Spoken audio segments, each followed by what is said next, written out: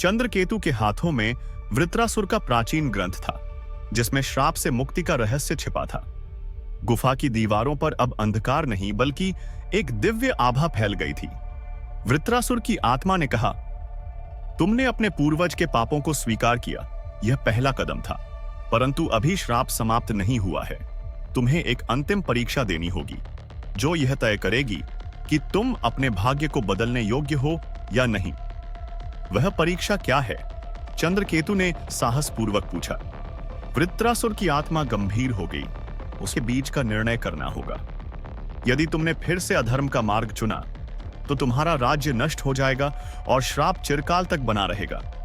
लेकिन यदि तुम धर्म का मार्ग चुनते हो तो तुम्हें अपने राज्य, अपने परिवार और स्वयं को बलिदान के लिए तैयार करना होगा। चंद्रकेतु गहरे विचार में पड़ गया। उसके सामने दो रास्ते थे।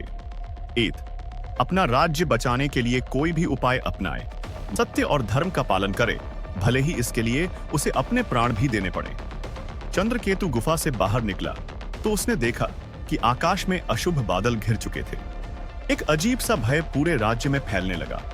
जैसे ही वह महल पहुंचा, एक दूत घबराया हुआ दौड़ता आया। महाराज, दक्षिण दिशा से एक विशाल असुर सेना हमारी ओर बढ़ रही है। सेनापति दुर्जनासुर के नेतृत्व में असुरों ने हमारे सीमावर्ती गांवों पर हमला कर दिया है। राजा पृथुसेन चिंतित हो उठे। यह वही समय था जिसके बारे में वृत्रासुर ने बताया था। चंद्रकेतु, यह युद्ध तुम्हारी परीक्षा है, राजा ने कहा। क्या तुम इस युद्ध को किसी भी उपाय से जीतने के लिए तैयार हो? चंद्रकेतु को तुरंत गुफा में देखे गए दृश्य याद आए। राजा सूर्यकेतु ने भी यही गलती की थी। उन्होंने अधर्म का सहारा लेकर असुरों को हराया था और उसी कारण श्राप मिला था। चंद्रकेतु ने निर्णय लिया, मैं अधर्म से युद्ध नहीं लड़ूंगा, मैं केवल धर्म के मार्ग से विजय प्राप्त करूंगा। चंद्रकेतु ने अपनी सेना तैयार की। उन्होंने युद्ध क्षेत्र को अच्छी तरह से समझा और अपने सैनिकों को अनुशासन पूर्वक संगठित किया। युद्ध के दिन असुरों की विशाल सेना ने आक्रमण कर दिया। दुर्जनासुर एक भयंकर योद्धा था। उसके पास महाकाल शक्ति थी, जिसे किसी भी सामान्य हथियार से हराया नहीं जा सकता था। चंद्रकेतु ने अपनी तलवार उठाई और युद्ध भूमि में उतरे। उनका लक्ष्य केवल विजय नहीं था, बल्कि यह साबित करना था कि धर्म ही सबसे बड़ी शक्ति है। युद्ध घमासान था। दोनों ओर से हजारों सैनिक गिरे। चंद्रकेतु ने अपनी दिव्य शक्ति का प्रयोग किया और एक एक करके असुर सेना को परास्त किया। लेकिन तभी दुर्जनासुर ने अपनी महाकाल शक्ति का प्रयोग किया। अब देखो रार, मैं तुम्हें और तुम्हारे राज्य को समाप्त कर दूंगा। दुर्जनासुर ने अपनी शक्ति का प्रयोग कर चंद्रकेतु पर एक भीषण प्रहार किया। पूरा युद्ध क्षेत्र कांप उठा। चंद्रकेतु अचेत होकर धरती पर गिर गए। सैनिकों में भय फैल गया। राजा पृथुसेन ने प्रार्थना की, हे देव, मेरे पुत्र की रक्षा करें। तभी आकाश में दिव्य प्रकाश प्रकट हुआ।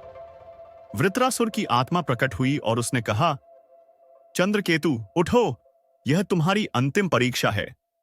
चंद्रकेतु को अपनी आत्मा में ऊर्जा का संचार महसूस हुआ। उन्होंने अपनी तलवार उठाई और दुर्जनासुर की ओर देखा। मैं अधर्म से नहीं, धर्म से युद्ध लड़ूंगा। यह कहते हुए उन्होंने अपनी तलवार को आकाश की ओर उठाया।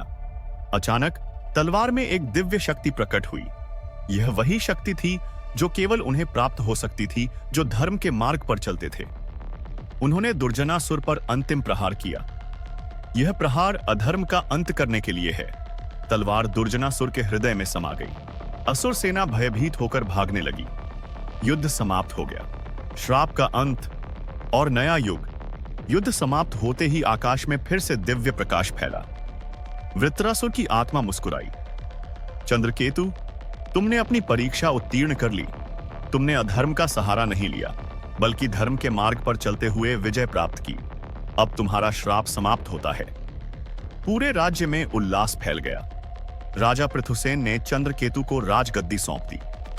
चंद्रकेतु एक आदर्श राजा बने, जिन्होंने धर्म और सत्य का मार्ग अपनाया। इस प्रकार श्राप का चक्र समाप्त हुआ और एक नया युग आरंभ हुआ, धर्म, न्याय और सत्य का युग।